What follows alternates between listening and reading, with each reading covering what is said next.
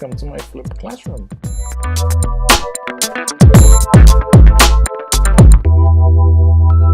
Welcome back to the second part of our lesson on number theories, and today we're going to be talking about how to get the greatest common factor.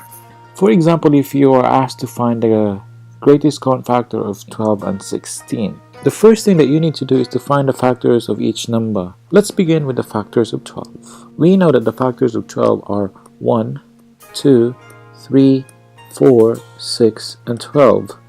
And we know that the factors of 16 are 1, 2, 4, 8, and 16. If you look at the factors of 12 and 16, we could notice that 2 is a common factor and 4 is a common factor between 12 and 16. But we need to find out only the highest number that can divide both 12 and 16. In this case, 4 is the highest number. Then we could say that the greatest common factor of 12 and 16 is 4. Now let's have another problem. Find the GCF of 24 and 36. So again, if you don't know the factors of 24, we know that 3 times 8 is 24. We also know that 4 times 6 is equals to 24. We know also that 12 times 2 is 24. Of course, 1 and 24 is also 24. With this illustration, we could say that the factors of 24 are 1, 2, 3, 4, 6, 8, 12, and 24. Then we have to find the factors of 36. So 9 times 4 is 36. 6 times 6 is 36. 3 times 12 is 36. 18 times 2 is 36. And of course, 1 times 36 is 36. We could say that the factors of 36 are 1, 2, 3, 4, 6, 9, 12, 18, and 36. If you look at the factors of 24 and 36, we can have some commonalities. So 2 is a common factor, 3 is a common factor, 4 is a common factor, 6 is a common factor, 8 is a common factor, 12 is a common factor. However, we need to find only the highest factor that could multiply 36 and 24. In this case,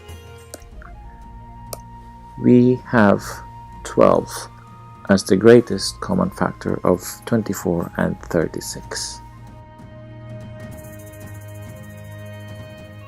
And now we come to the last part of our lesson on number theories, and it's about finding the least common multiple, or LCM. Suppose you're asked to find the common multiple of 4 and 12. The first thing that you need to do is to find the multiples of 4. To find the multiples of 4, all you need to do is to skip count by 4. 4, 8, 12, 16, 20, 24, and so on and so forth. And then you also have to do the same thing with 12. And now we can find the multiples of 12. And we can do this by simply skip counting by 12.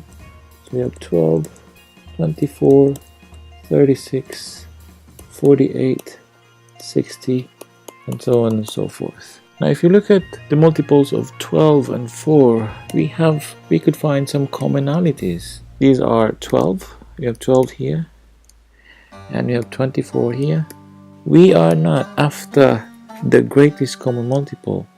We are only after the least or the smallest common multiple of 4 and 12. In this case, the common multiple of 12 and 4 is 12.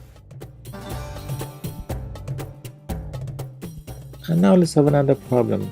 Suppose you're asked to find the least common multiple of 4 and 3.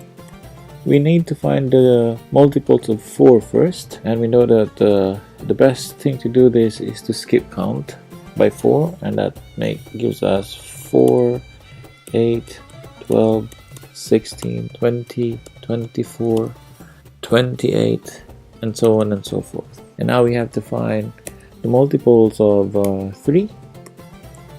So we have 3, 6, 9, 12, 15, 18, 21, 24, and so on and so forth.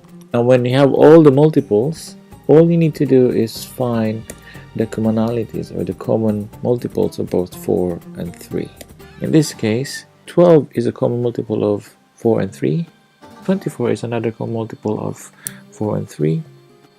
However, we are not after the biggest number. What we are only after is the least common multiple of both 4 and 3, and in this case 12 is the common multiple of 4 and 3.